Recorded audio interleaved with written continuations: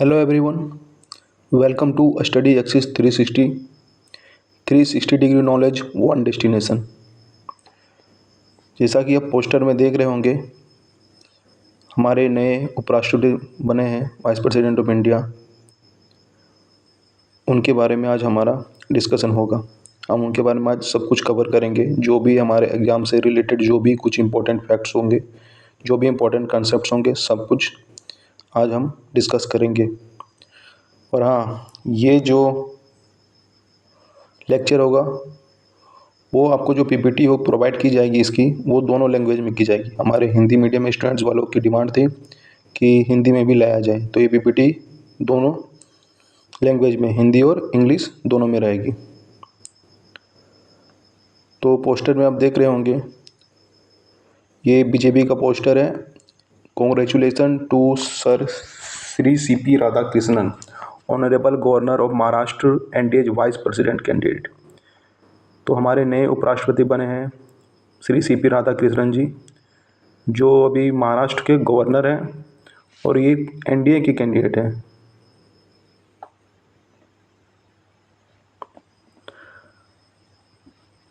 तो बिना समय गवाए हम लेक्चर को शुरू करते हैं। एक एक पॉइंट को बारीकी से कवर करेंगे और आप इसे कंप्लीट देख लो, बस कुछ भी नहीं छूटेगा। मैंने बहुत कुछ कवर किया है इसमें, बहुत कुछ, सारा कुछ कवर है इसमें। टारगेटेड ऑडियंस हमारे वही है, रेलवे के जितने भी स्टूडेंट्स हैं, एसएससी की जितने स्टूडेंट्स हैं, कोई पीसीएस की तैयारी कर रहा हो किसी स्टेट की, वो सारे हमारे टारगेट ऑडियंस होंगे।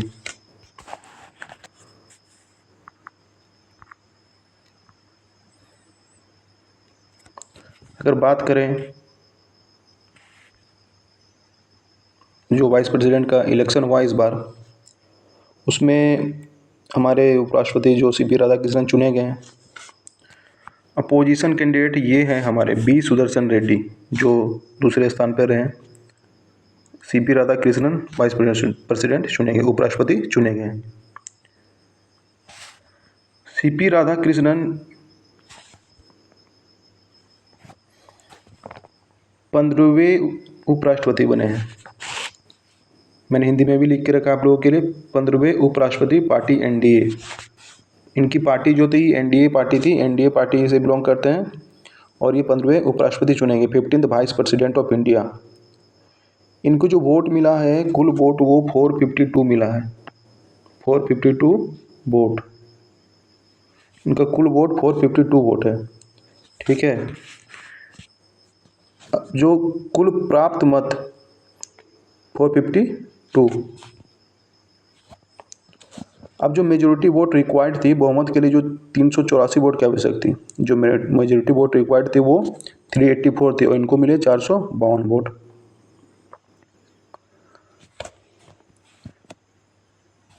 टोटल वोट कास्ट जो हुए हैं वो 767 में 767 और टोटल एमपी 781।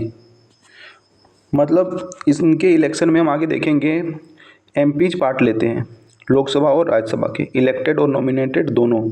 वहीं प्रेसिडेंट के केस में, राष्ट्रपति के केस में जो पार्ट लेते हैं वो सिर्फ इलेक्टेड एमपीज पार्ट लेते हैं और लेजिस्लेटिव असेंबली के भी एमएलए पार्ट लेते हैं। लेकिन अगर हम वाइस प्रेसिडेंट की इलेक्शन की बात करें, उपराष्ट्रपति के चुनाव की बात करें, तो इसमें सिर्फ एमपीज पार्ट लेते हैं राज्यसभा और लोकसभा के। तो टोटल वोट जो कास्ट हुआ था, एमपी ने वोट किया था 767 है, 767।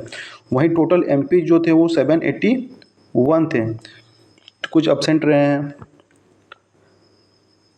तो बहुमत के लिए 384 वोट आवश्यक हुए, कुल डाले गए वोट 767, कुल सांसद 781। बात करें इनकी अपोजिशन की, अगर बात करें इनकी अपोजिशन की तो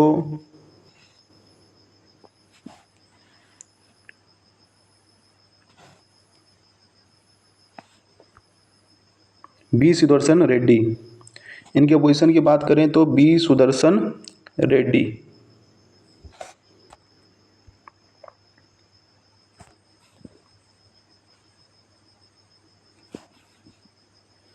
इनके अपोजिशन में बी सुदर्शन रेड्डी, इनको 300 वोट मिला।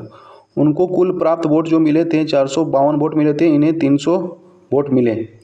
ये बात करें इनकी पार्टी की तो ये इंडिया पार्टी, मैंने लिख के रखा आप लोग देखो, इंडिया गठबंधन, इंडिया अलायंस की जो पार्टी थी उसके ये कैंडिडेट थे।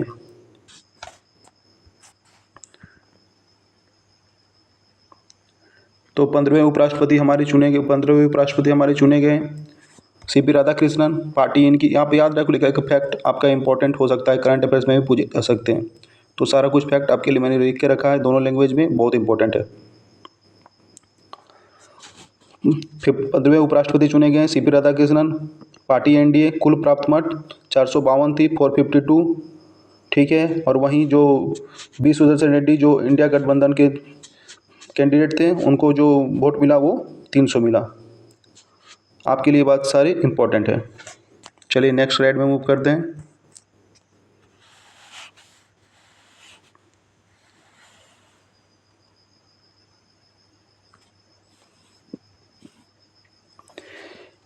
इस स्लाइड में हम जितने भी इम्पोर्टेंट आर्टिकल्स हैं पहले उनको देखेंगे, फिर बारीकी से सारे आर्टिकल्स को समझेंगे, किस आर्टिकल में क्या है, सब कुछ देखेंगे नेक्स्ट स्लाइड्स में।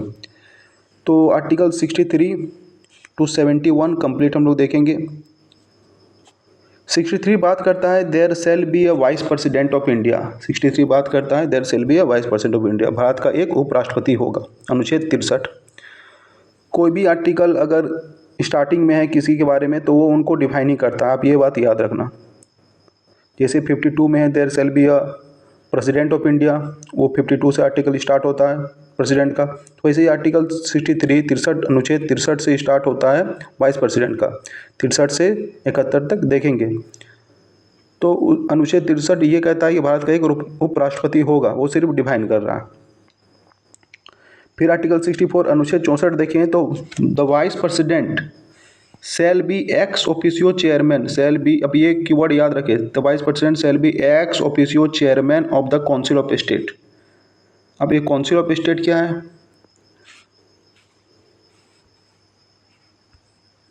Vice president shall be ex officio chairman, आप देख रहे होंगे ex officio chairman of the council of states.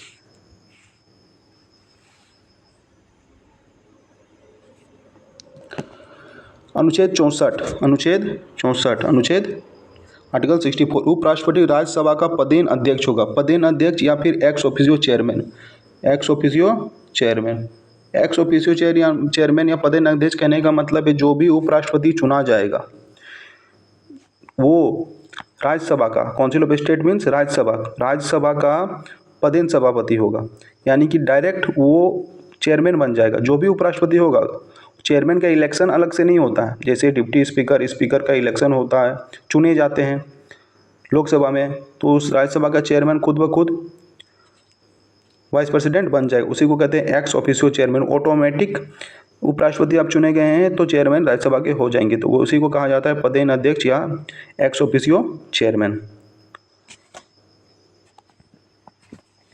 बात करें आर्टिकल 65 की। आर्टिकल 65 क्या कहता है? The vice president to act, acting president की बात करता है। The vice president to act as a president और discharge his function during casual vacancies in the office और ड्यूरिंग द ऑप्शंस। ये क्या बात हुई?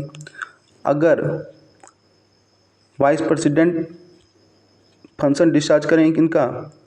प्रेसिडेंट का। अगर प्रेसिडेंट नहीं रहे, कैजुअल वैकेंसी हो गई, मान लो किसी कारण से रिजाइन कर देते हैं या फिर उनको रिमूव कर दिया जाता है, तो एक वैकेंसी क्रिएट हो जाएगी, या किसी और कारण से, या फिर ड्यूरिंग अब्सेंस, वो फिर या फिर अब्सेंट रहें।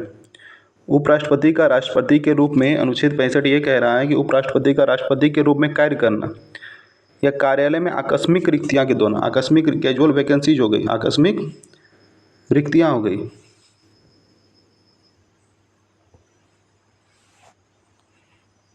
अनुच्छेद 65 आकस्मिक रिक्तियाँ, अगर आकस्मिक रिक्तियाँ के दौरान या अनुपस्थितियों के दौरान अपने कार्य को निर्वहन करना, तो जब प्रेसिडेंट नहीं रहेंगे तो उनका काम वाइस प्रेसिडेंट करेंगे। बस इतनी बात है, और किस किस केस में करेंगे वो अब आगे देखेंगे। तो 63 there shall be vice president of India, vice president के बारे में बताता है। 64 क्या कहता है? एक्स ऑफिसियो चेयरमैन होंगे, पदेन सभापति होंगे, पदेन अध्यक्ष होंगे। 65 एक्टिंग प्रेसिडेंट के बारे में बताता है, उपराष्ट्रपति का राष्ट्रपति के रूप में कार्य करना, कार्यवाहक राष्ट्रपति के रूप में। आगे देखते हैं आर्टिकल 66 अनुच्छेद 66 क्या बताता है? इलेक्शन ऑफ वाइस प्रेसिडेंट, उपराष्ट्रपति का चुनाव किस प्रकार से होगा, मैंने थोड़ी देर पहले डिस्कस भी किया था कि एमपीज पार्ट लेते एक इलेक्टोरल कॉलेजियम होता है, फिर 67 देखते हैं, term of office of vice president. Term of office of vice president, राष्ट्रपति का, उपराष्ट्रपति का कार्यकाल, कार्यकाल कितना होगा? 5 साल के लिए होता है कार्यकाल इनका। उस चीज़ को देखेंगे, उनसे रिलेटेड जो उनका रिमूवल प्रोसेस है, उनको जिस कैसे हटाया जाता है, उस चीज़ को भी देखेंगे। तो नेक्स्ट स्लाइड में चलते हैं।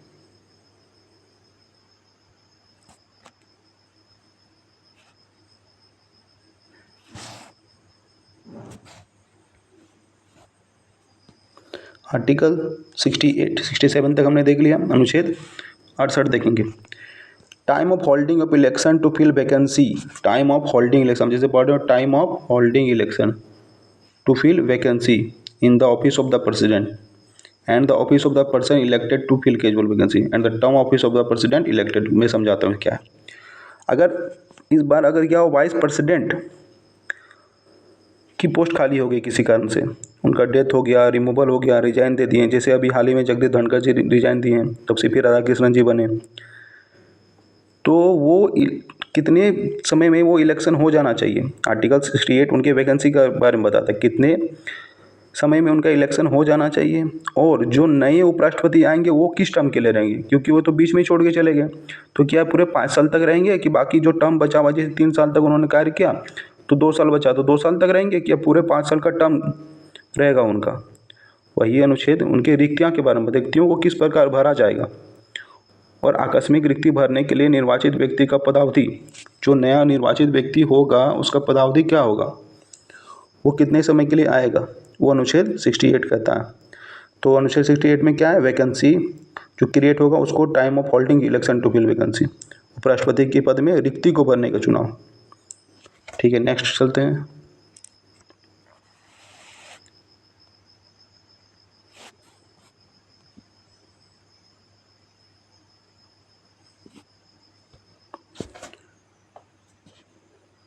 सिक्सटी 69 कहता है ओथ और अफर्मेशन।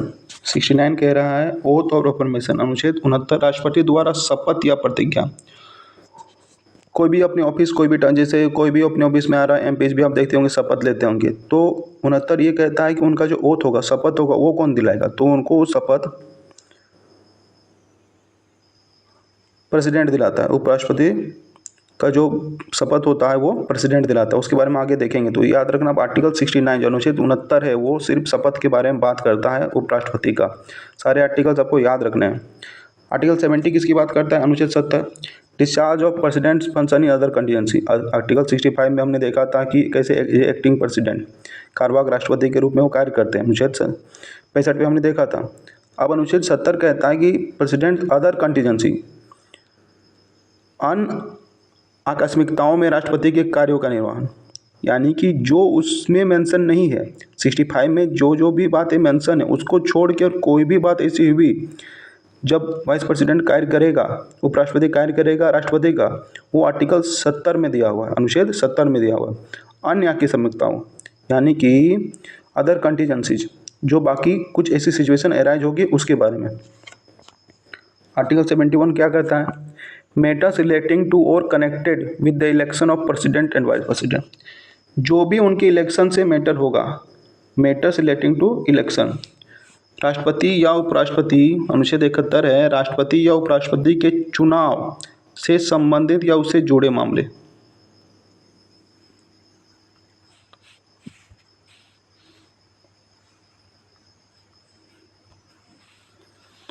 चुनाव या संबंधित या उससे जुड़े मामले, अगर उनका इलेक्शन हुआ, इलेक्शन मान लो ऐसी गड़बड़ी हो गई कुछ इलेक्शन को, तो वो जो मैटर आता है उनको सुप्रीम कोर्ट के पास आता है। सुप्रीम कोर्ट के पास ही अधिकार है, जो हमारे उच्चतम न्यायालय है, सुप्रीम कोर्ट है, उनके पास ही अधिकार है कि वो जो चुनाव हुए हैं राष्ट्रपति या उपराष्ट्रपति दोनों के चुनाव में, याद रखिएगा, दोनों के चुनाव को देखने का काम, कोई अगर गड़बड़ी होती है तो सुप्रीम कोर्ट के पास है।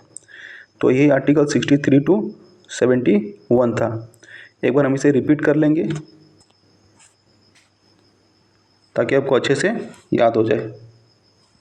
स्पीड से करेंगे, ध्यान से सुनिएगा।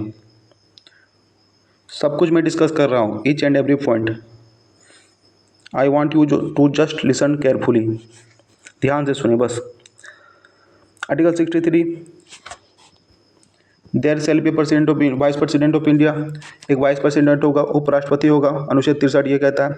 64 क्या था हमारा? 64 हमारा ये था कि एक्स ऑफिशियो चेयरमैन होगा, पदेन सभापति होगा, मतलब ऑटोमेटिक जो भी चुना जाएगा उपराष्ट्रपति वो ऑटोमेटिक आपका क्या हो जाएगा? काउंसिल ऑफ स्टेट का चेयरमैन हो जाएगा, यानी कि काउंसिल ऑफ स्टेट यानी कि राज्यसभा। पदेन सभापति होगा, पदेन अध्यक्ष होगा किसका? राज्यसभा का। राज्यसभा का पदेन अध्यक्ष होगा, पदेन अध्यक्ष होगा। 65 कहता था क्या? 65 कह रहा है कार्यवाहक राष्ट्रपति के रूप में, मीन्स एक्टिंग प्रेसिडेंट, एक्ट करेंगे प्रेसिडेंट को, जब प्रेसिडेंट नहीं रहेंगे तब वो एज ए प्रेसिडेंट एक्ट करेंगे। 66 क्या कहता है? 66 कहता है इलेक्शन ऑफ वाइस प्रेसिडेंट, जो भी चुनाव होगा उपराष्ट्रपति का उसके बारे में बताता है। 67 क्या कहता है अनुच्छेद? Term office of vice president, vice president जो होगा उनका टर्म कितना हुआ, कितने कार्यकाल वो समय तक रहेंगे उसके बारे में बताता है। 68 क्या है? 68 ये है कि होल्डिंग वैकेंसी, अगर time of holding election to fill vacancy, अगर उपराष्ट्रपति का अगर पद खाली हो गया तो कितने समय में वो भरा जाए सीट, उसके बारे में बताता है। ठीक, और वो जो नए वाइस प्रेसिडेंट आएंगे, उपराष्ट्रपति आएंगे, उनका टर्म कितना होगा उसके बारे में बताता है। 68। 69 में हमने देखा ओथ के बारे में, शपथ दिलाने के बारे में। 69 क्या है? अनुच्छेद 69, उपराष्ट्रपति द्वारा शपथ या प्रतिज्ञा, जो शपथ लेंगे प्रेसिडेंट उनको शपथ दिलाते हैं उसके बारे में जिक्र है। आर्टिकल 70 क्या कहता है? अनुच्छेद 70 क्या कहता है? Discharge of president function in other contingency, अन्य आकस्मिकताओं में राष्ट्रपति का कार्यवाहन का निर्वहन, यानी कि जो भी 65 में मेंशन नहीं था, एज एक्टिंग प्रेसिडेंट कार्य कर रहे थे उसमें मेंशन नहीं था, तो बाकी जो भी कुछ ऐसी सिचुएशन एराइज होती है तो आर्टिकल 70 के तहत होगी, अनुच्छेद 70 के तहत। 71 क्या कहता है? आर्टिकल 71, अनुच्छेद 71 कहता है, अनुच्छेद 71 ये कह रहा है कि अगर कोई भी इलेक्शन में प्रॉब्लम हुआ, तो इस इलेक्शन में प्रॉब्लम, कोई गड़बड़ी हुई, कोई मैटर हुआ, तो उसको देखने का काम सुप्रीम कोर्ट के बारे में के पास है। ये था आर्टिकल 63 टू 71। अब हम आगे चलेंगे, एक एक चीज़ को बारीकी से देखेंगे।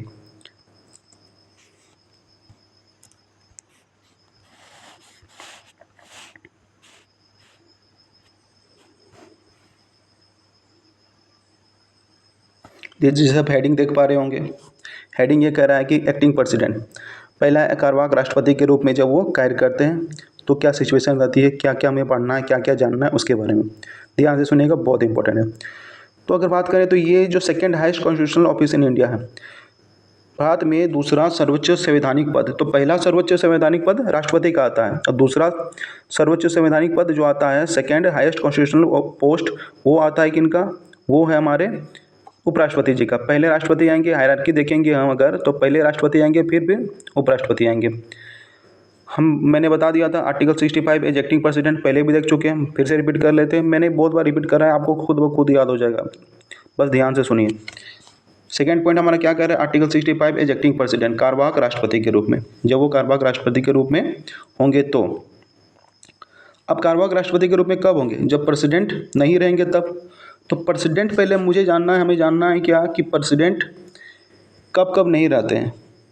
तो पॉइंट में आप 3 में देख रहे होंगे, मैंने लिख के रखा है, या तो उनकी डेथ हो गई, मृत्यु हो गई, या फिर रिमूवल हो गया, या फिर रिमूवल हो गया, उनकी डेथ हो गई या फिर रिमूवल हो गया।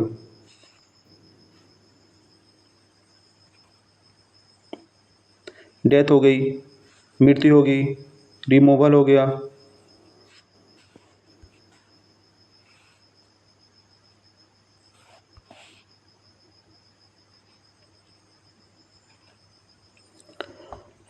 तो डेथ और रिमूवल, उनकी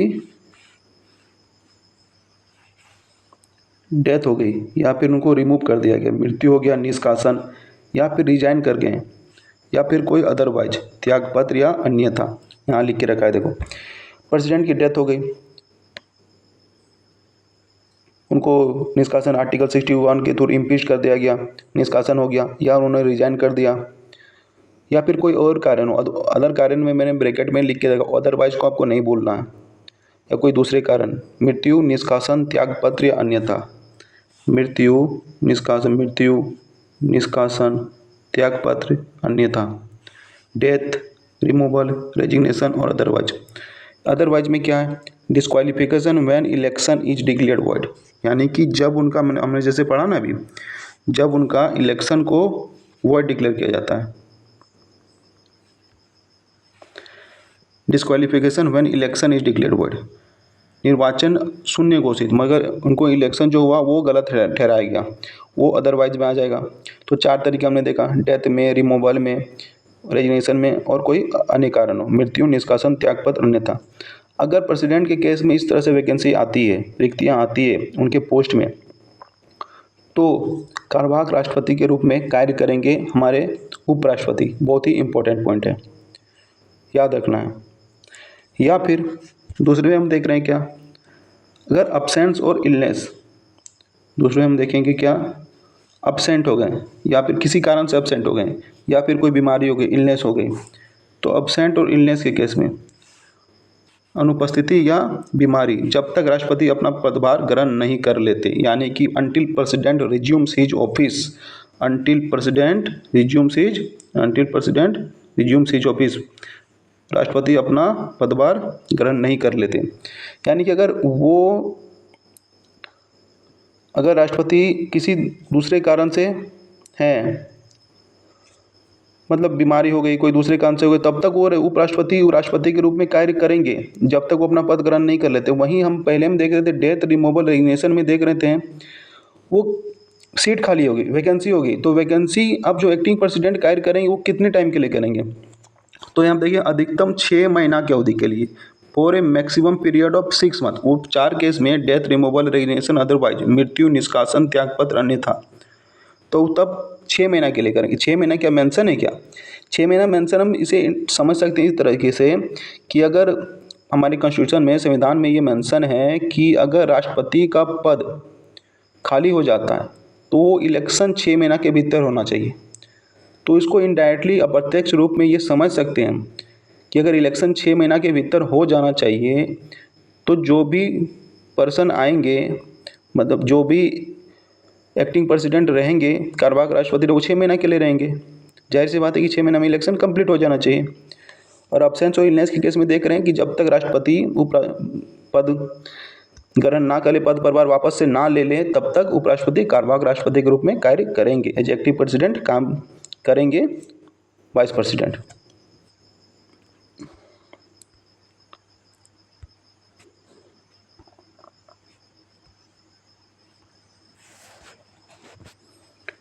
थर्ड पॉइंट हमारा क्या है, power and immunities same as president, यानी कि जब वो एक्टिंग प्रेसिडेंट कार्यवाहक राष्ट्रपति होंगे तो उनकी जो शक्तियाँ होगी और उन्मुक्तियाँ होंगी राष्ट्रपति के समान होगी। यानी कि जो उनके पास पावर होगा वो सेम एज प्रेसिडेंट होगा, जैसा कि प्रेसिडेंट के पास पावर है वो पावर उनके पास रहेगा, वो उपराष्ट्रपति के पावर में नहीं रहेंगे। इम्यूनिटीज यहाँ पे एक मेंशन है, उन्मुक्तियाँ, इम्यूनिटीज, उन्मुक्तियाँ, ये उन्मुक्तियाँ क्या है, ये इम्यूनिटीज क्या है, मैंने यहाँ पे इम्यूनिटीज 361 आर्टिकल 361 मेंशन किया हुआ है। तो इम्यूनिटीज आर्टिकल 361 में है, उन्मुक्तियाँ।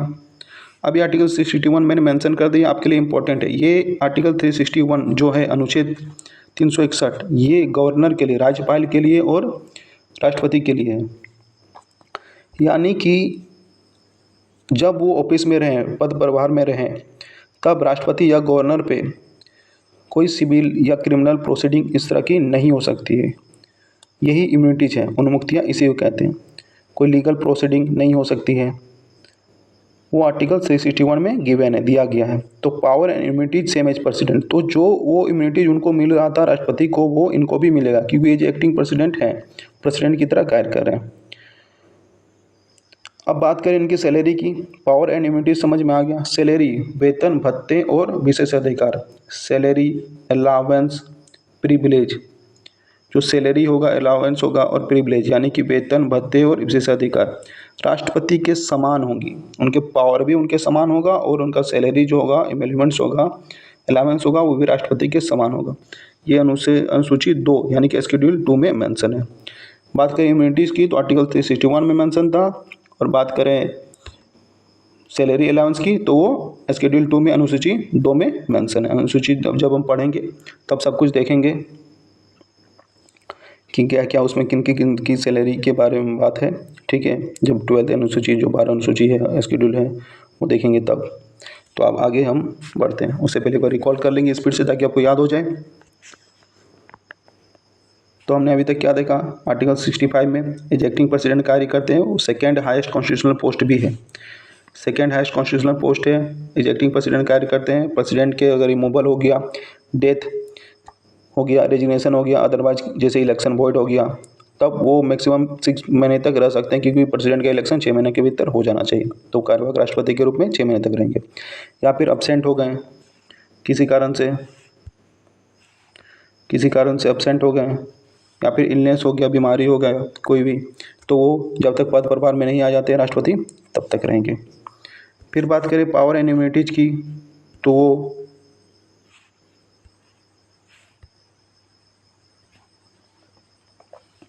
पावर इम्यूनिटीज की बात करें पॉइंट नंबर 3 में, तो वो राष्ट्रपति के समान होगी। इम्यूनिटीज 361 में दिया है, कोई भी लीगल प्रोसीडिंग नहीं हो सकता है। जो सैलरी होगा, विशेषाधिकार होगा, वो राष्ट्रपति के समान होगा, अनुसूची 2 में दिया हुआ है। ये सब आपको याद रखना है, अनुसूची 2 में क्या गिवन है, 361 में क्या गिवन है, सब कुछ याद रखना है। तो चलिए आगे मूव करते हैं। सब कुछ मैंने कवर करके रखा है, टेंशन लेने वाली बात नहीं है।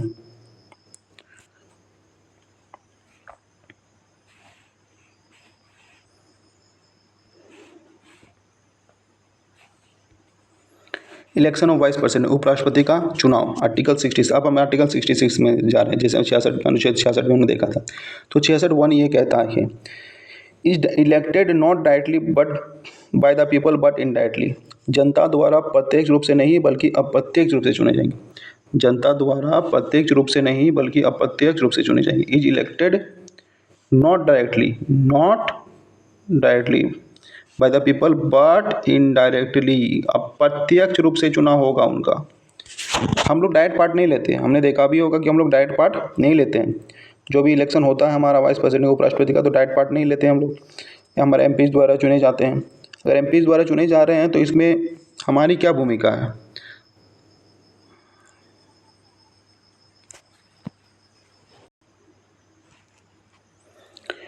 मान लीजिए जब भी चुने जा रहे हैं हमारे उपराष्ट्रपति, तो हम इनडायरेक्टली इलेक्शन कह रहे हैं इलेक्शन जो होगा अप्रत्यक्ष रूप से होगा। अब अप्रत्यक्ष रूप से है तो हम लोग पार्ट नहीं लेते हैं, लेकिन हम एमपीज को तो चुनते हैं ना, हमारे ही जो द्वारा चुने जाते हुए एमपीज, जो सांसद होते हैं हमारे द्वारा चुने जाते हैं, तो इनडायरेक्टली भारतीय जनता भी पार्ट लेती है। अब देखें आगे, ये पॉइंट है, the notification for the election shall be issued on after the 60th day. मतलब अगर वाइस प्रेसिडेंट का इलेक्शन होने वाला है, ठीक है, तो 60th डे, 60 दिन के अंदर, मैंने यहाँ मेंशन करके रखा है 60th डे, 60 दिन के अंदर नोटिफिकेशन आ जाना चाहिए कि भाई वाइस प्रेसिडेंट, जैसे एग्जाम का नोटिफिकेशन आता है ना, सीजीएल का नोटिफिकेशन आ गया, 1 महीना के बाद एग्जाम होगा, 2 महीना के बाद एग्जाम होगा, उसी तरह 60 दिन के अंदर पहले नोटिफिकेशन आ जाता है। समाप्ति कार्यालय के समाप्ति, निर्वोत्तम उपराष्ट्रपति के कार्यालय के समाप्ति के 60 दिन पहले नोटिफिकेशन आ जाएगा कि भाई वाइस प्रेसिडेंट का उपराष्ट्रपति का इलेक्शन हो जाना है। ठीक है, तो अब याद रखोगे, एक तो बात इनडायरेक्टली अप्रत्यक्ष रूप से चुने जाते हैं, इनडायरेक्टली अप्रत्यक्ष रूप से। दूसरी बात याद रखो 60 दिन के अंदर, ये सब इंपॉर्टेंट है, आपको बातें याद रखनी है, बाकी तो स्टेटमेंट है, रीड कर लेना है आपको। फिर क्या है, अब बहुत इंपॉर्टेंट पॉइंट है, थर्ड पॉइंट बहुत इंपॉर्टेंट पॉइंट है। एक इलेक्टोरल कॉलेज होगा, उनको चुने जाने के लिए एक इलेक्टोरल कॉलेज होगा, उसमें जितने भी एमपीज होंगे, consisting the members of both the house of parliament, जितने भी होंगे नॉमिनेटेड प्लस इलेक्टेड, मैंने मेंशन करके रखा है, Rajya Sabha and Lok Sabha both elected and nominated, जबकि in case of the president only elected members जाते हैं, जबकि प्रेसिडेंट के केस में सिर्फ इलेक्टेड मेंबर रहते हैं, लेकिन इनके केस में इलेक्टेड और नॉमिनेटेड दोनों रहेंगे। ये बात आपको याद रखनी है कि इलेक्टेड नॉमिनेटेड दोनों रहेंगे। In case of president only elected members, Rajya Sabha and Lok Sabha रहेंगे both elected and nominated members. ये क्या हिंदी में मैं एक बार बता देता हूँ आपको, राज्यसभा और लोकसभा के याद रखना, इलेक्शन कौन कर पाता है, मतलब वोटिंग कौन करता है उपराष्ट्रपति के इसमें, तो याद रखना एमपीज करते हैं, टोटल एमपीज, वो लोकसभा राज्यसभा के हों, टोटल इलेक्टेड प्लस नॉमिनेटेड दोनों। इलेक्टेड को हिंदी में कहते हैं क्या, सदस्य, देखो एक बार मैं स्टेटमेंट पढ़ देता हूँ कि सदस्यों से मिलकर, राज्यसभा और लोकसभा के सदस्यों से मिलकर सदस्यों से मिलकर बने निर्वाचक मंडल। इलेक्टोरल कॉलेज का मतलब है यहाँ पे निर्वाचक मंडल होगा, सदस्यों द्वारा निर्वाचित होंगे, संसद के निर्वाचित और मनोनीत सदस्य, नॉमिनेटेड यानी कि मनोनीत, और इलेक्टेड मतलब निर्वाचित, इलेक्टेड मतलब निर्वाचित सदस्य। जबकि राष्ट्रपति के मामले में केवल निर्वाचित सदस्य रहते हैं। इलेक्शन जो होगा राष्ट्रपति का उसमें सिर्फ नॉमिनेटेड नहीं, इलेक्टेड रहते हैं, नॉमिनेटेड नहीं रहते हैं। और इसमें क्या रहते हैं, जो भी निर्वाचित होंगे और मनोनीत होंगे दोनों रहेंगे। ये बात आपको याद रखना। एक इलेक्टोरल कॉलेज होगा, एक निर्वाचक मंडल होगा, वो इलेक्शन में पार्ट लेगा। बस इतना ही है। इस स्लाइड को एक बार रिकॉल कर लेते हैं। पहले हमने स्लाइड में क्या पढ़ा, इलेक्शन अप्रत्यक्ष रूप से होगा। क्या इनडायरेक्टली होगा, डायरेक्टली नहीं होगा। 60 दिन के भीतर नोटिफिकेशन आ जाना चाहिए भाई कि आपका इलेक्शन होने वाला है वाइस प्रेसिडेंट का, ठीक है। और क्या इलेक्टोरल, सबसे इंपॉर्टेंट है इलेक्टोरल कॉलेज होगा। इलेक्टोरल कॉलेज क्या है, एक निर्वाचक मंडल होगा जिसमें निर्वाचित और मनोनीत सदस्य दोनों पार्ट लेंगे, इलेक्टेड और नॉमिनेटेड। जबकि वाइस प्रेसिडेंट केस में ओनली इलेक्टेड रहते हैं, नॉमिनेटेड नहीं रहते। बहुत इंपॉर्टेंट पॉइंट है, याद रखना। चलिए दूसरे स्लाइड की हो जाते हैं। चुनाव से रिलेटेड ही है। उपराष्ट्रपति का चुनाव भी राष्ट्रपति के चुनाव की तरह निम्न प्रणाली का, सब बहुत इंपॉर्टेंट पॉइंट है। ये बहुत ही इंपॉर्टेंट पॉइंट है, यहाँ से यहाँ तक तीनों पॉइंट। जो उपराष्ट्रपति का चुनाव होता है वो राष्ट्रपति के समान ही होता है, सेम एज प्रेसिडेंट होता है, ठीक है। अब ये तीनों पॉइंट आपको याद रखना है जो मैं बता रहा हूँ। प्रोपोर्शनल रिप्रेजेंटेशन, आनुपातिक प्रतिनिधित्व के तहत होगा। Bye means of single transferable vote, एकल संक्रमणीय मत के माध्यम से होगा। And voting is done by secret ballot, मतदान गुप्त मतदान द्वारा होता है। अब ये क्या हुआ, मतदान गुप्त मतदान द्वारा होता है। ये तीनों इंपॉर्टेंट पॉइंट है, तीनों पहले तो आप याद रख लो। प्रोपोर्शनल रिप्रेजेंटेशन, आनुपातिक प्रतिनिधित्व, bye means of single transferable vote, एकल संक्रमणीय मत के माध्यम से, और सीक्रेट बैलेट के माध्यम से होता है। मैं शॉर्ट में बता देता हूँ क्योंकि इससे डेडिकेटेड मैं एक लेक्चर लाने वाला हूँ। एक प्रोसेस होता है प्रेफरेंस सिस्टम का, उसको समझने के लिए एटलीस्ट 15 मिनट्स या 20 मिनट्स अलग से चाहिए, इसलिए मैं इसे डेडिकेटेड वीडियो लाऊंगा। प्रेसिडेंट का भी इलेक्शन होता है, फिर राज्यसभा के जो मेंबर्स होते हैं इलेक्शन होते हैं, वो सारे इसी तरह प्रेफरेंस वाइज होते हैं, सिंगल ट्रांसफरेबल वोट के थ्रू। किनके मैंने बताया, जो प्रेसिडेंट का इलेक्शन होता है, राष्ट्रपति का, उपराष्ट्रपति का, या फिर राज्यसभा के जो मेंबर होते हैं उनका इलेक्शन। क्योंकि आप देखते होंगे हम राज्यसभा के मेंबर का जब इलेक्शन होता है उसमें हम लोग पार्ट नहीं लेते, जबकि लोकसभा चुनाव एकदम पूरे जोर शोर से भारत में मनाया जाता है। लेकिन राज्यसभा का तो ऐसा है नहीं, क्योंकि इस मेथड से मनाया जाता है। प्रोपोर्शनल इनडायरेक्ट वे में इलेक्शन होता है, प्रत्यक्ष रूप से वो प्रोपोर्शनल रिप्रेजेंटेशन के थ्रू होता है, सिंगल ट्रांसफरेबल वोट और सीक्रेट बैलेट में होता है, ठीक है। अब प्रोपोर्शनल रिप्रेजेंटेशन में शॉर्ट में समझाता हूँ। ये पॉपुलेशन के बेसिस पे है, जो हमारा पॉपुलेशन के बेसिस पे है प्रोपोर्शनल रिप्रेजेंटेशन।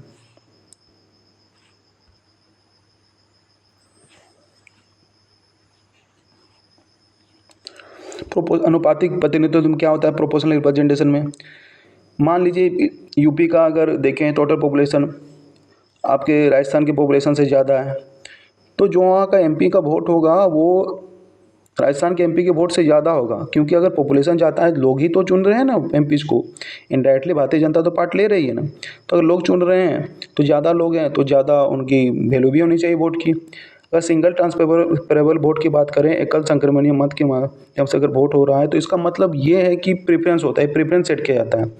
हर कैंडिडेट, हर सब जितने भी एमपी वोट कर रहे हैं सब कैंडिडेट को प्रेफरेंस देंगे। किसी को 1 नंबर, अगर मान लो 3 कैंडिडेट कर रहे हैं ए बी सी, तो कैंडिडेट होंगे जो ए को फर्स्ट प्रेफरेंस देना चाहते हैं एमपी, दूसरे को सेकंड प्रेफरेंस में, और तीसरे को वरीयता होगी और तीसरे को थर्ड प्रेफरेंस में। इस तरह से सेट किया जाएगा। मैं बताऊंगा, इसे बता रहा हूँ, ठीक है। अलग डेडिकेटेड वीडियो लाऊंगा। और सीक्रेट बैलेट मतलब ईवीएम मशीन नहीं होता है। यहाँ पे एक पेपर दिया जाता है, उसको आपको प्रेफरेंस डाल के लिख के 1 2 3 आपको जो बॉक्स है उसमें डाल देना है, ठीक है। आगे देखते हैं। इसमें याद रख लो आप 20 electors as a proposer and 20 electors as a seconder. Proposer और सेकेंडर्स यानी कि 20 निर्वाचक प्रस्तावक होंगे और निर्वाचक समर्थक भी होंगे। पूछ लिया जाता है कितने इलेक्टोर्स होते हैं और कितने प्रपोजर्स होते हैं, ये सेकेंडर्स होते हैं और कितने प्रपोजर्स होते हैं। तो आपको याद रखना है प्रस्तावक भी 20 होते हैं और समर्थक भी 20 होते हैं। बिल्कुल छोटी सी बात है, याद रखना है। 66(2) में देखते हैं, vice president shall not be member. अब वाइस प्रेसिडेंट मेंबर नहीं होना चाहिए। अगर वो इलेक्शन लड़ रहे हैं तो इनके मेंबर नहीं हो सकते हैं। ठीक है, किनके लेके रखा है? लोकसभा के, राज्यसभा के, विधानसभा के, विधान परिषद के। हिंदी इंग्लिश नाम सेम है इसलिए मैंने दोबारा नहीं लिखा है। कहने का मतलब है जो चारों हाउस चल रहे हैं, यूनियन में 2 लोकसभा राज्यसभा और स्टेट में 2 विधानसभा विधान परिषद, इनके मेंबर नहीं हो सकते। अगर इफ अगर हैं, यदि वे हैं तो अपना पद रिक्त कर दे। If then vacate his seat. याद रहेगा, बिल्कुल मेंबर नहीं हो सकते हैं।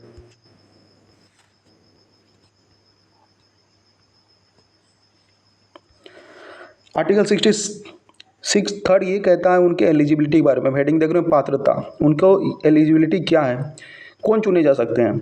उपराष्ट्रपति, इनकी बात करता है। तो अनुच्छेद 66(3) ये कह रहा है कि वो भारतीय नागरिक होने चाहिए। पहले याद रखो, भारतीय नागरिक होने चाहिए, इंडियन सिटीजन होना चाहिए, 35 साल की आयु पूरी होनी चाहिए उनकी, 35 ईयर्स ऑफ एज होनी चाहिए, 35 वर्ष की आयु पूरी कर ली हो। ठीक है, बहुत इंपॉर्टेंट है ये सब, याद रखो, पूछा जाता है। 35 वर्ष की आयु किन के लिए है?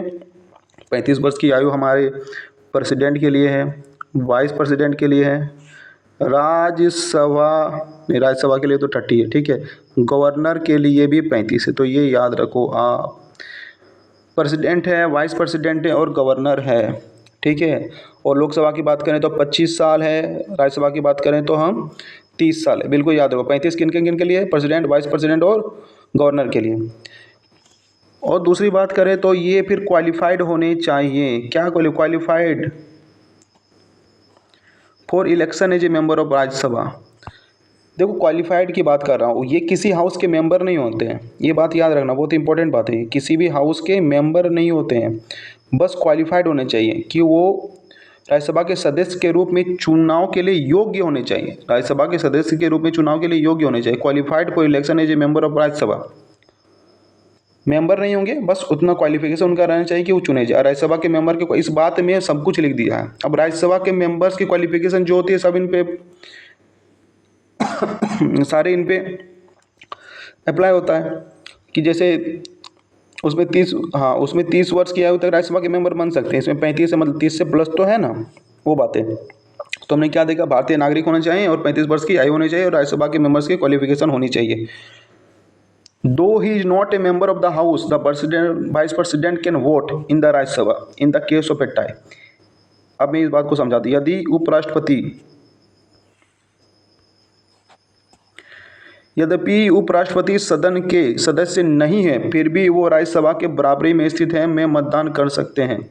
अब बराबरी टाई के केस में, इन केस ऑफ ए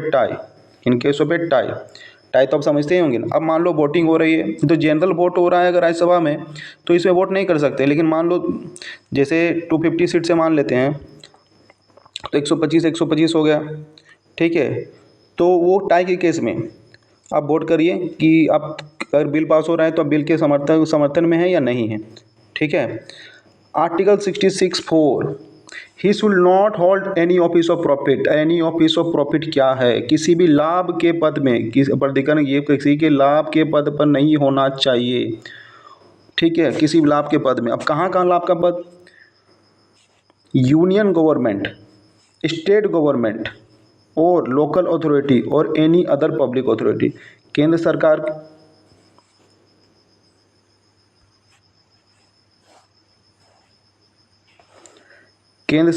या किसी भी राज्य सरकार या किसी स्थानीय प्राधिकरण या किसी अन्य सार्वजनिक प्राधिकरण के अधीन, मतलब यूनियन गवर्नमेंट में, स्टेट गवर्नमेंट में या कोई लोकल अथॉरिटी में आप किसी भी पोस्ट में हो तो वो पोस्ट लाभ का पद माना जाएगा। आप लाभ के पद पे नहीं होने चाहिए। नोट करके मैंने एक बात लिखी है, लाभ के पद में बहुत को कन्फ्यूजन होता है कि कौन से पोस्ट आते हैं कौन से नहीं, तो आप एकदम इंपॉर्टेंट है ये बात, आप याद रखो एकदम। President, vice president, governor, minister union और स्टेट का, मान लो शिक्षा मंत्री हैं या फिर होम मिनिस्टर हैं कोई भी, तो should not be considered as office of profit. राष्ट्रपति, उपराष्ट्रपति, राज्यपाल, मंत्री, संघ या राज्य दोनों के मंत्री, यूनियन और स्टेट दोनों के लाभ का पद नहीं माना जाना चाहिए। ये लाभ के पद नहीं होंगे, ऑफिस ऑफ प्रॉफिट नहीं होंगे। जैसे मैंने अभी बताया कि हमारे सीपी राधाकृष्णन जी चुने गए हैं तो वो गवर्नर ऑफ महाराष्ट्र हैं। अगर वो लाभ का पद होता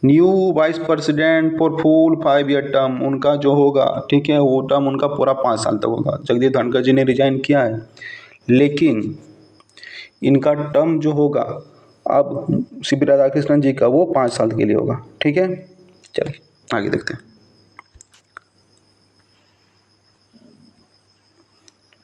69 ये कहता है शपथ के बारे में बताता है। आर्टिकल 69 शपथ के बारे में, बाय प्रेसिडेंट और a person appointed on behalf of him, यानी कि इनको शपथ दिलाता कौन है? इनको शपथ दिलाता है प्रेसिडेंट, राष्ट्रपति या उनकी ओर से नियुक्त किसी व्यक्ति द्वारा। Person appointed on behalf of him या फिर प्रेसिडेंट। प्रेसिडेंट चाहता है तो प्रेसिडेंट तो करेगा ही करेगा, उनका शपथ दिलवाएगा ही दिलवाएगा, या फिर प्रेसिडेंट चाहे तो दूसरे पर्सन को बोल सकते हैं। आर्टिकल 70 बात करें आर्टिकल 70 की, तो हमने क्या देखा था?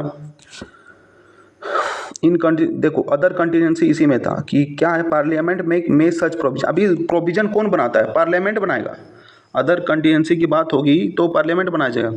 पार्लियामेंट में such provision as it things fit for the discharge of the function of president in any other, मतलब जो भी इस चैप्टर में हम नहीं डिस्कस है। आर्टिकल 65 में देखा, जो केस था रिमूवल हो गया, डेथ हो गया, रेजिग्नेशन हो गया प्रेसिडेंट का, तब वो आ रहे थे। अगर ये सब बातें इसमें नहीं दी हुए, कोई अदर केस हो गया, तो वो आर्टिकल 70 के थ्रू होगा। जो जिसका इस अध्याय में उपबंध नहीं है, जो इसमें मेंशन नहीं है, तो राष्ट्रपति कृत्यों का निर्वहन के लिए जैसा उपबंध कर सकेगी, जैसा वो ठीक समझेगी पार्लियामेंट, ठीक है, पार्लियामेंट जैसा ठीक समझेगी उस तरह से कार्य होगा। पार्लियामेंट ही प्रोविजन बनाएगी। बाकी केस में तो वाइस प्रेसिडेंट रहेंगे कार्यवाहक राष्ट्रपति के रूप में, लेकिन अगर कोई और कारण हो गया तो पार्लियामेंट प्रोविजन बनाएगी। 70 देख लिया हमने। 71 लास्ट आर्टिकल, चुनाव से संबंधित मामले। इनके जो हमने बताया ना, जो सुप्रीम कोर्ट होते हैं वो डिस्कस करते हैं। अगर इनका इलेक्शन वॉइड करार हो गया, शून्य घोषित हो गया। Matters related to election of president और वाइस प्रेसिडेंट, दोनों के, प्रेसिडेंट और वाइस प्रेसिडेंट दोनों के, राष्ट्रपति या उपराष्ट्रपति के चुनाव से संबंधित मामले। जितने भी डाउट्स एंड डिस्प्यूट्स होंगे डील्ड बाय सुप्रीम कोर्ट, सर्वोच्च न्यायालय द्वारा निपटाया जाएगा। ठीक है, dealt by supreme court. Doubts and disputes जो भी होंगे, ये देख लो, सुप्रीम कोर्ट द्वारा, सर्वोच्च न्यायालय द्वारा डाउट्स एंड डिस्प्यूट्स। बहुत इंपॉर्टेंट बातें हैं। सेकेंड नंबर पॉइंट देखो, इसमें यह कह रहा है कि अगर इनका इलेक्शन वॉइड हो गया तो acts done by them on and before the date of decision will be declared valid. मतलब इनके द्वारा जो कार्य किया गया था, इनके इलेक्शन वॉइड होने से, मान लो बीच में इलेक्शन वॉइड हो गया, 5 साल के टर्म के लिए चुने गए हैं और 2 या 3 साल कार्य किया, बाकी इलेक्शन वॉइड हो गया, तो क्या 2 साल जो कार्य किया था उन्हें, जो उन्होंने काम किया था, वो क्या वॉइड हो जाएगा क्या? नहीं, वो डिक्लेयर्ड वैलिड होगा। वो जो कार्य किया था वो रहेगा। मान लो प्रेसिडेंट कोई ऑर्डिनेंस लेके आते हैं, ऑर्डिनेंस पर हम पढ़ेंगे प्रेसिडेंट का, ठीक है, आर्टिकल 123 में है। तो आर्टिकल 123 मतलब वो क्या है, ऑर्डिनेंस लेके आ रहे हैं, तो वो क्या कानून क्या हो जाएगा? या फिर कुछ कार्य करते हैं ऐसे, जो भी एक्ट हुआ, एक्ट डन बाय देम, जो भी एक्ट इनके दोनों के द्वारा हुए वो वैलिड रहेंगे, भले इनका इलेक्शन वॉइड हो गया होगा प्रेसिडेंट द्वारा। ठीक है, यदि किसी व्यक्ति या राष्ट्रपति या उपराष्ट्रपति के रूप में निर्वाचन सर्वोच्च न्यायालय द्वारा शून्य घोषित कर दिया जाता है, तो निर्णय की तिथि से पहले उनके द्वारा किए गए कार्य वैध घोषित किए जाएंगे। सारे कार्य वैध घोषित किए जाएंगे। थर्ड पॉइंट देखो, पार्लियामेंट में by law regulate any matter connected with election. ये याद रख लो, पार्लियामेंट कोई लॉ ला सकती है, रेगुलेट कर सकती है कोई लॉ को, अगर रिलेटेड हो, कनेक्टेड हो किससे? प्रेसिडेंट के इलेक्शन या वाइस प्रेसिडेंट के इलेक्शन से। ठीक है, सांसद ला सकती है। सांसद राष्ट्रपति उपराष्ट्रपति के चुनाव से संबंधित किसी भी मामले को विनियमित करने के लिए कानून बना सकती है, रेगुलेट कर सकती है। और देखो, election of vice president president can not be challenged on the ground that electoral college one. ये भी बहुत इंपॉर्टेंट पॉइंट है। उपराष्ट्रपति election of vice president and president can not be challenge on the ground that electoral college was incomplete. उपराष्ट्रपति और राष्ट्रपति के चुनाव को इस आधार पर चुनौती नहीं दी जा सकती कि निर्वाचक मंडल द्वारा अधूरा था। ये क्या मतलब है, निर्वाचक मंडल अधूरा था? हमने पढ़ा कि इलेक्टोरल जो एक हो रहा था, उन लगे इलेक्शन, तो एक कॉलेजियम बना था, इलेक्टोरल कॉलेजियम हो रहा था। कॉलेजियम में हम उपराष्ट्रपति का देखा, सारे MP elected plus nominated part लेते हैं। वहीं राष्ट्रपति केस में सिर्फ इलेक्टेड एमपी पार्ट लेते हैं, लोकसभा या राज्यसभा के, या फिर लेजिस्लेटिव असेंबली के, विधानसभा के।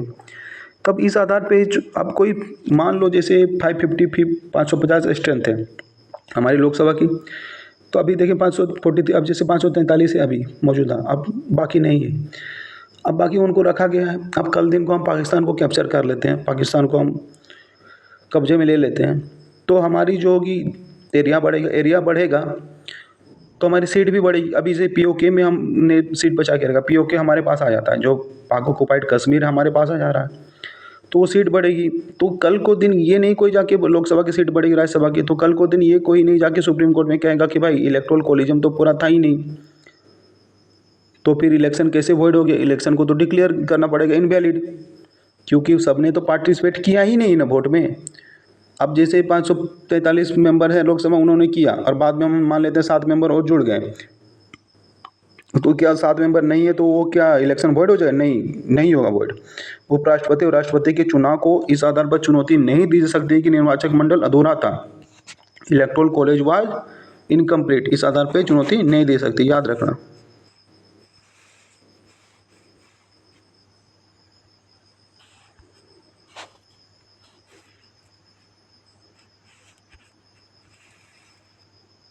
अब कुछ उनके विशेष पावर के बारे में, कुछ शक्तियाँ, वो सब एक बार देख लेते हैं।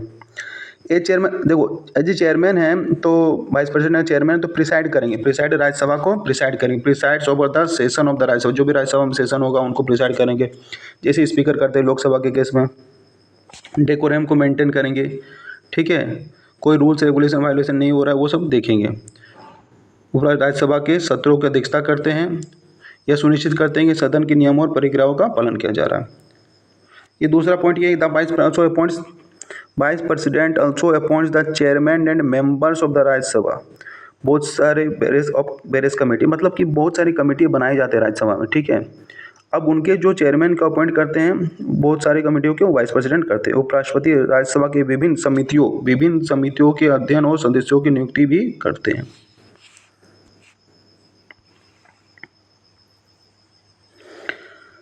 देखो नोट में मैंने एक बात लिख के रखी है, याद रखना, इंपॉर्टेंट जो पॉइंट है वो मैंने नोट में लिख रखा है। Salary of vice president as, अब देखो बहुत इंपॉर्टेंट पॉइंट है। अब जो उपराष्ट्रपति की कोई सैलरी नहीं होती, जो उनको सैलरी मिलेगी, salary of vice president as chairman of Rajya Sabha, schedule 2 और आर्टिकल 90, दोनों बातें याद रखना। स्केड्यूल 2 में ये मेंशन है, जो सैलरी मिलेगी वाइस प्रेसिडेंट की वो as a chairman of Rajya Sabha मिलेगी, ना कि एज ए वाइस प्रेसिडेंट मिलेगा उनको, बात बहुत इंपॉर्टेंट है। और स्केड्यूल 2 में ये बात मेंशन है। आर्टिकल 97 में भी मेंशन, आर्टिकल 97 में एक्चुअली स्पीकर, डिप्टी चेयरमैन सभी के बारे में मेंशन है। तो स्पीकर, आर्टिकल 97 में स्पीकर और राज्यसभा के जो चेयरमैन उनके बारे में मेंशन है। 4 लाख होती है, ठीक है, इनकी 4 लाख सैलरी है। और दिया कहाँ से जाता है? कॉन्सोलिडेटेड फंड ऑफ इंडिया, ठीक है, कॉन्सोलिडेटेड फंड ऑफ इंडिया, यानी कि भारत की संचित निधि से दिया जाता है ये। और जो consolidated fund of India article 266 में, अनुच्छेद 266 में मेंशन है। और कॉन्टीजेंसी फंड ऑफ इंडिया किस में मेंशन है? जो आकस्मिक निधि होती है वो 267 में, 267 अनुच्छेद 267 में मेंशन है, ये बात याद रखना। कंसोलिडेटेड फंड ऑफ इंडिया से प्रेसिडेंट, वाइस प्रेसिडेंट ढेर सारे को मिलती है, जितनी भी सैलरी होती है actually consolidated fund of India से मिलती है। जो आकस्मिक निधि फंड रखी गई है, contingency fund of India article 267 में मेंशन है। और CFI यानी कि कंसोलिडेटेड फंड ऑफ इंडिया, संचित निधि वाली फंड जो है वो 266 में मेंशन है। तो ये रही पूरी बात। आगे देखते हैं। अब जल्दी ख़त्म हो जाएगा, अब ज़्यादा है नहीं, ठीक है। अब थोड़ी थोड़ी बातें हैं जो देख लो। जितने वाइस प्रेसिडेंट रहे हैं वो उनके बारे में मैंने चार्ट लगा के रखा है, देख लेना। पहले हमारे जो वाइस प्रेसिडेंट है सर्वपल्ली राधाकृष्णन थे। इनका याद रखना 2 बार का टर्म था इनका, 13 मई 1952 से 13 मई 1962 तक, मतलब 52 से 62 10 साल के लिए, ठीक है। ये बात याद, दोनों बार अनअपोज चुने गए, मतलब इनके अगेंस्ट कोई कैंडिडेट खड़े नहीं हुए। फिर दूसरे हमारे जाकिर हुसैन थे, तीसरे बीबी गिरी हैं हमारे। अब टर्म देखते जाना, 5 साल, इनका 1 साल 1 ईयर का ही है, ठीक है, 1 ईयर 365 दिन 55 दिन का है।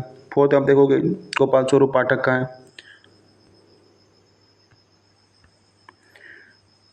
फिर हमारे बेटी चत्ती आए 5th नंबर पे।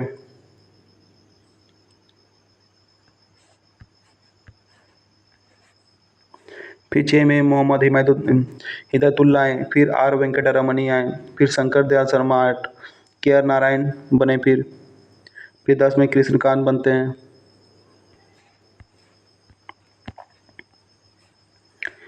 भैरव सिंह शेखावत 11 नंबर के हमारे हैं। 12 नंबर के हमारे मोहम्मद हामिद अंसारी। हामिद अंसारी को भी याद रखो। क्यों याद रखना ये? क्योंकि इन्होंने भी 2 टर्म सर्व किया है। याद रखना, हमने पहले पढ़ा क्या, SRK मतलब सर्वपल्ली राधाकृष्णन, शाहरुख खान नहीं है भाई। SRK मतलब डॉक्टर सर्वपल्ली राधाकृष्णन। इन्होंने भी 2 टर्म सर्व किया था, और मोहम्मद हामिद अंसारी ने 2 टर्म सर्व किया है। फिर 13 नंबर में हमारे वेंकटा नायडू आए। फिर हमारे जगदीप धनखड़ जी ने रिजाइन किया। देखो, इनसे रिलेटेड बात इंपॉर्टेंट है, थोड़ा देख लेते हैं इनके बारे में। 21 जुलाई 2025 तक, 11 अगस्त 2022 से 2000, देखो 2 साल 344 दिन, मतलब लगभग 300, मतलब 3 साल लगभग इनका है टर्म। इन्होंने रिजाइन किया है, ठीक है। 21 जुलाई 2025 को इन्होंने रिजाइन कर दिया था। देखो ऊपर में RES लिखा हुआ, मतलब रिजाइंड। फिर अभी हमारे बने नवनिर्मित नए CP राधाकृष्णन जी, 12 सितंबर 2025 को इनका ओता इनकम्बेंट है। अभी 2 दिन का पीरियड हुआ है, ठीक है, याद रखना आप। तो सारे आप याद रखोगे, ठीक है, जितने भी आप याद रखना। एक बार मैं फिर से रिपीट कर दे रहा हूँ। पहले हमारे सर्वपल्ली राधाकृष्णन जी थे, SRK। दूसरे जाकिर हुसैन, ये पूछा जा चुका है, CGL का क्वेश्चन है कि दूसरे जो उपराष्ट्रपति थे वो कौन थे, तो डॉक्टर जाकिर हुसैन थे। BB गिरी तीसरे हैं। गोपाल स्वरूप पाठक हैं चौथे नंबर पर। BD जत्ती 5वें हैं। 6ठे में हिदायतुल्ला आएंगे। 7 में वेंकटरमण आएंगे। 8 शंकर दयाल शर्मा। 9 KR नारायण। 10 में कृष्णकांत। 11 में भैरव सिंह शेखावत। 12 में मोहम्मद हामिद अंसारी, 2 टर्म का भी याद रखना। वेंकैया नायडू 13 हैं। जगदीप धनखड़ जी ने रिजाइन किया 21 जुलाई 2025 को। बात याद रहेगी आपको। 15वें अभी जो बने हैं हमारे अभी नए CP राधाकृष्णन जी 15वें हैं। ये भारतीय जनता दल पार्टी से बिलोंग करते हैं, ये हमने देखा है, ठीक। अब कुछ इंपॉर्टेंट पॉइंट आपके लिए है CP राधाकृष्णन जी के बारे में, पूछा जा सकता है। एज ए करंट अफेयर से क्वेश्चन तो अभी भर भर के रेलवे के एग्जाम में आ रहे हैं, तो पूछा जा सकता है, तो वो पॉइंट हम एक बार देख लेंगे। इनका पूरा नाम है चंद्रपुरम पुन्नास्वामी राधाकृष्णन, CP राधाकृष्णन। ये त्रिपुर तमिलनाडु में इनका जन्म हुआ था। याद रखना, कहाँ से बिलोंग करते हैं, तो त्रिपुर तमिलनाडु से बिलोंग करते हैं, ठीक है। इनका त्रिपुर तमिलनाडु में जन्म हुआ था। ये जनसंघ वर्कर है सिंस 1970, ठीक। RSS के भी वर्कर रहे हैं। ये बात इंपॉर्टेंट जो है मैं आपको बता देता हूँ। कोर बोर्ड के चेयरमैन रहे। कोर बोर्ड के चेयरमैन 2016 से 2020 तक रहे हैं, ठीक है। कोर बोर्ड के चेयरमैन रहेंगे। कोर बोर्ड क्या है? जो कोकोनट फाइबर से रिलेटेड होता है उसे कोर कहते हैं, ठीक है, जो कोकोनट फाइबर से रिलेटेड होता है। ये बीजेपी में तमिलनाडु के बीजेपी प्रेसिडेंट रहे 2004 से 7 तक। ये इंपॉर्टेंट पॉइंट है। MP से ये मतलब कि मेंबर ऑफ पार्लियामेंट रहे हैं कोयम्बटूर से मेंबर ऑफ पार्लियामेंट रहे हैं लोकसभा के 1998-99, 2 बार। पूछा जा सकता है कितनी बार CP राधाकृष्णन जी जो हैं मेंबर ऑफ पार्लियामेंट रहे हैं। 1998-99 में रहे और कोयम्बटूर से रहे, ठीक है। फिर इनका गवर्नर, अभी जो पूछा जा सकता है मैं वो इम्पोर्टेंट वो से सारी चीज़ें बता देता हूँ। इनका गवर्नर कहाँ के रहे? झारखंड के गवर्नर रहे हैं। 18 फरवरी 2023 से जुलाई 2024 तक ये रहे हैं क्या, झारखंड के गवर्नर। इन एडिशनल चार्ज भी उस दौरान उनको मिला, तेलंगाना और पुडुचेरी और तेलंगाना का एडिशनल चार्ज भी मिला। महाराष्ट्र के गवर्नर भी हैं फ्रॉम 31 जुलाई 2024 से।